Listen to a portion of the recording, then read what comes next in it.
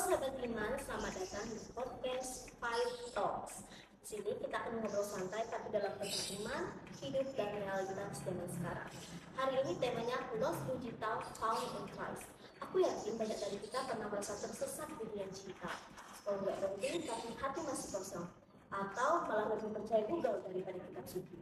Pertanyaannya, apakah ini masih relevan di zaman AI, Big Data, dan Metaverse? Kali ini aku nggak sendirian, aku bersama Tiansikan. Hai guys, perkenalkan nama saya Michael Mario Rewulo Gening.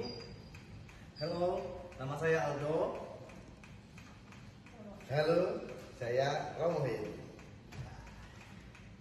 Pertama-tama kita mengucapkan terima kasih dulu kepada Romo yang telah menjadi narasumber kita di podcast kali ini. Yeay! Habis belum, baru dimulai. Langsung kembali dulu. Oke, mari kita mulai dengan pertanyaan yang ringan dulu, Romo. Oke. Lemon Jujur ya, nanti. Romo? Apakah akan berat? Kayaknya ringan-ringan semua. Tapi ringan-ringan aja, masa ada yang ringan dulu. Ini jujur ya, Romo. Ya. Waktu bangun tidur, Romo itu langsung membuka HP atau membaca kitab suci atau berdoa dulu. Jujur ini ya. Iya, jujur, Romo. Ya, kalau jujur ya bangun tidur buka HP dulu. Wah, Ya, saya ngecek siapa tahu Tuhan Yesus ada WA. jadi sama, Romo, karena respon notifikasi dari handphone itu lebih cepat kita respon daripada suara panggilan Tuhan, Romo. Nah ini toh, Tuhan Yesus mau manggil ini. Iya, Coba tinggal dulu panggilannya itu. tadi hampir bunyi notifikasinya, Romo.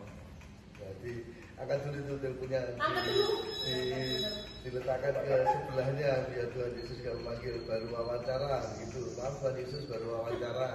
Udah, Mo. Ya, Itu lama nih, Mas. ya. Oke. Oke, kita masuk fenomena krisis iman. Saya perhatiin banyak anak muda ngerasa Injil itu ketinggalan zaman. Mereka lebih percaya Google, lebih suka post motivasi daripada ayat kitab suci. Menurut kamu kenapa bisa begitu? Ya. Yang pertama, kitab suci sabda Tuhan itu sabda yang hidup, maka tidak akan pernah mati oleh zaman. Ya. Kalau ada ungkapan kitab suci sekarang sudah tidak relate dengan orang muda zaman sekarang, pertanyaannya, apakah orang muda baca kitab suci? Kalau tidak baca kitab suci ya memang nggak relate akhirnya karena nggak tahu apa-apa gitu loh. Maka ya kalau mau membaca kitab suci pasti ada relate-nya dengan hidup, karena kitab suci itu sabda yang hidup, tidak akan pernah termakan. Enak sekali mau. Saya juga merasakan kayak itu kayak ketinggalan. Saya lebih suka kayak melihat motivasi, melihat kayak itu. Ya. Oke, sekarang kita masuk diskusi yang paling mantap ini mau, yaitu lost in digital. Lost in digital. Ya, Ya. Romo sendiri pernah merasa lost in digital? Enggak. Itu lost in digital itu gimana itu? Jadi Romo menghabiskan banyak waktu di digital. Di HP, handphone. Nah ini kadang kalau tidak hati-hati kan akhirnya scroll tiba-tiba sudah pagi, nonton rajin tiba-tiba sudah 2 jam 3 jam habis dengan HP. Saya juga mengalami loss seperti itu sudah ya. Dan efeknya itu lalu membuat rasanya hidup jadi kering gitu. Wah sia-sia. Wah ada penyesalan juga. Wah sebenarnya lebih bermanfaat kalau untuk mengerjakan gimana. Soalnya seperti apa, mengerjakan ini seperti apa, Romo? Mengerjakan tugas, mengerjakan Kebun. pekerjaan, berkebun. Mancing, Romo. Nah, kan segala kalau dengan kita tidak terasa waktu serasa berhenti. Ya, betul. Maka ya supaya tidak los digital tadi ya harusnya bisa menjaga waktu. Ya sebenarnya kalau nggak salah itu di internet itu misalnya di TikTok itu setahu saya juga ada tanda peringatannya itu ya. Iya betul, jamnya. Game pun juga ya tuh ada baru. Tapi Cuma sering kadang-kadang dimatikan karena mulai. terapes gitu ya. Iya betul. Skip. Skip gitu ya. Kalau nggak dipakai. Ya, ya sudah ada alarm tapi tidak diperhatikan. Itu sebenarnya mencegah untuk supaya tidak lost. Itu kalau saya. Oke, mau. Baik, mau ada pertanyaan dari saya lagi nih, Mo. Menurut Romo, apakah AI, metaverse, big data itu bikin krisis iman makin parah, Romo?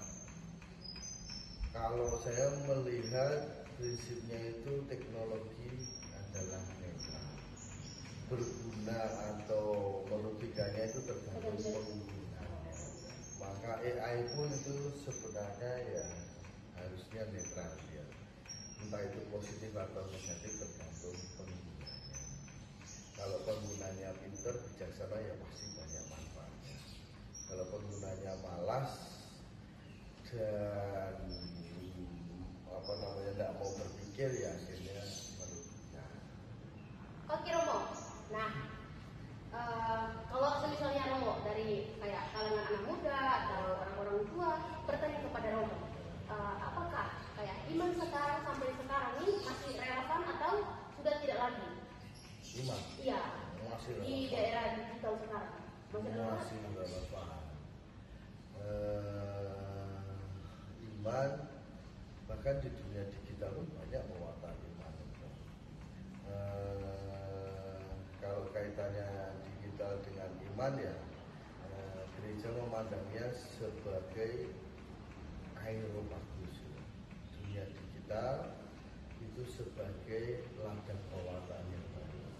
Kayak Paulus ketika mewartakan keluar, itu sampai ke tempat-tempatnya orang dari berkumpul yang disebut aeropagus, itu ya benar-benar lain dari dunianya Paulus gitu ya. Dan Paulus bisa mewarta di sana, maka gereja Katolik pun juga memandang dunia digital ya sebagai aeropagus, ladang pewartaan yang benar-benar mungkin baru gitu ya, beda baru gitu.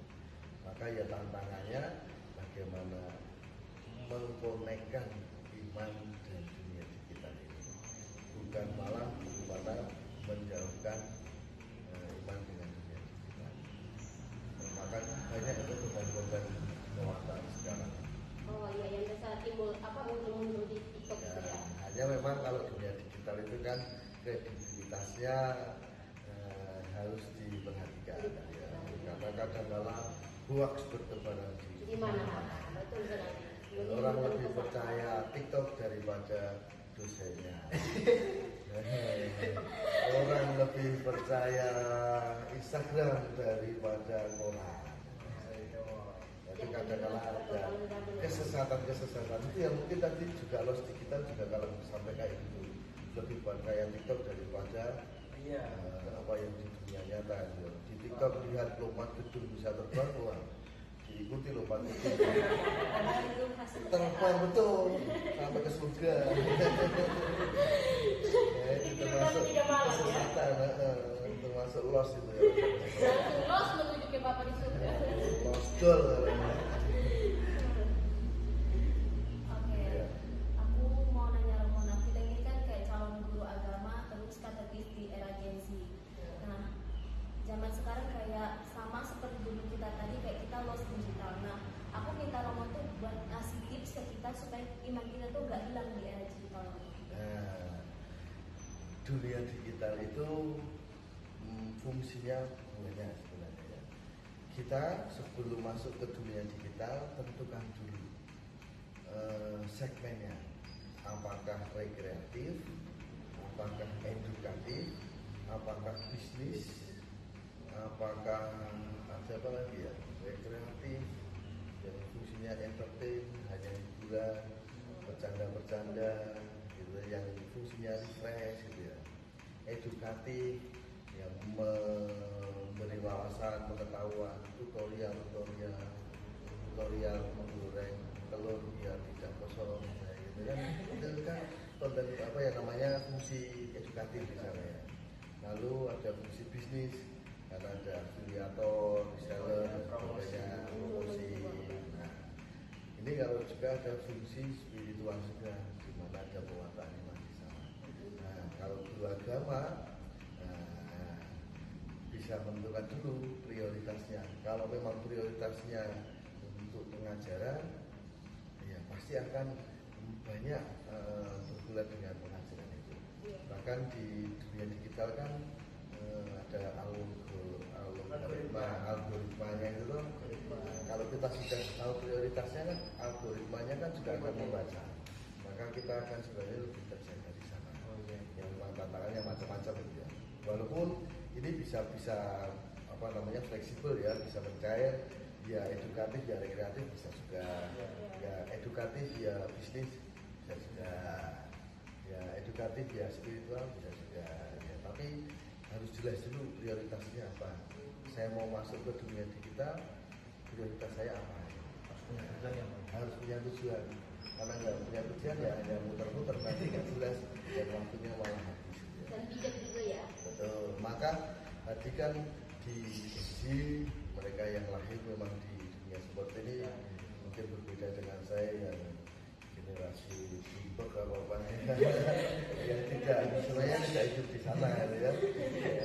Ya kaptek saya masih gitu ya.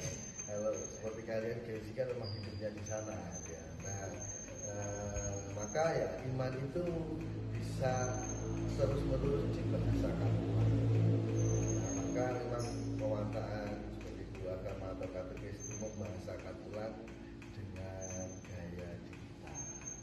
Ada banyak tuh pewartaan dengan gaya digital, dengan model kuis, dengan model game, dengan model yang lebih fun dan macam-macam.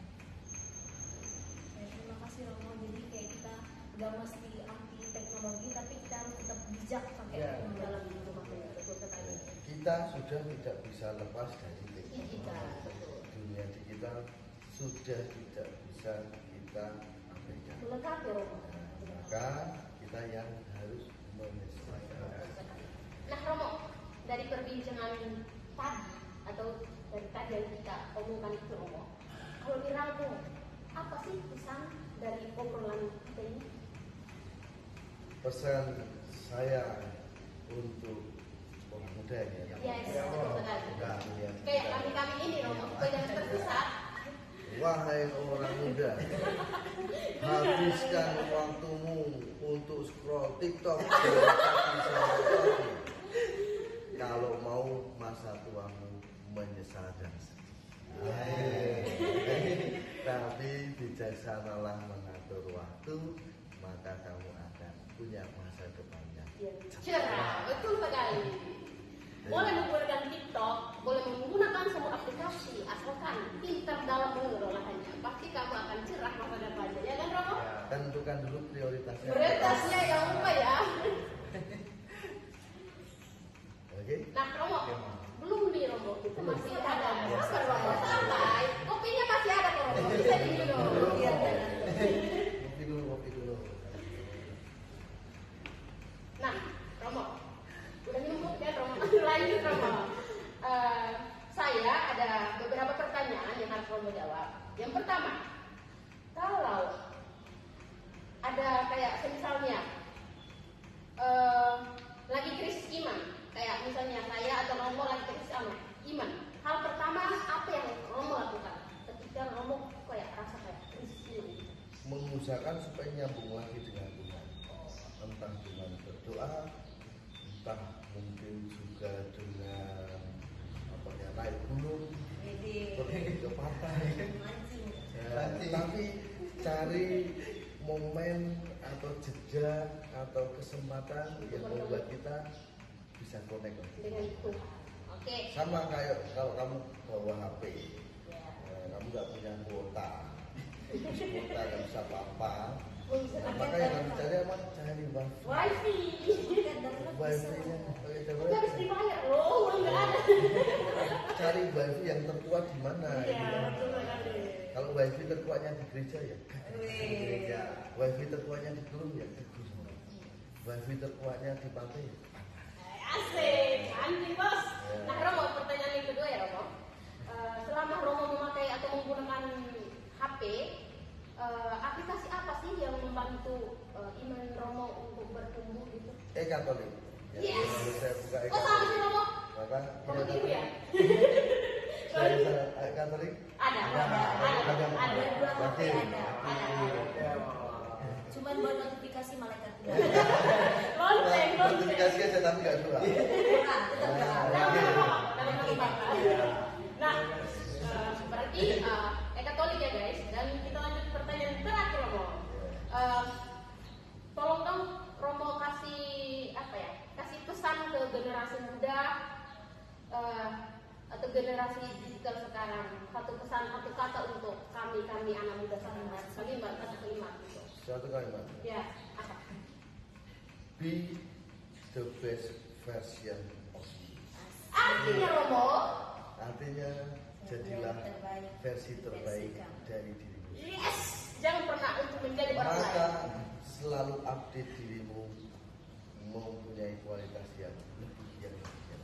Jangan berhenti update dirimu. Ya, jangan berhenti ya, walaupun kita menyesatkan tergantung dirimu yang menunjukkan tujuan hidupmu. Asik. Terima kasih Romo. Oke, terima kasih atas narasumber kita yang tercinta ini dan salah satu dosen STPK ya beliau ini guys. Jadi narasumber kami ini sangat terpercaya. Dia dosen sekaligus Romo Projo Semara. Yes. Luar biasa. Jadi meskipun kita bisa lost in digital, tapi kita bisa found in Christ. Terima kasih sudah dengerin episode kita kali ini. Jangan lupa share kalau menurut kalian bermanfaat dan follow supaya nggak ketinggalan episode podcast kita selanjutnya. Terima kasih.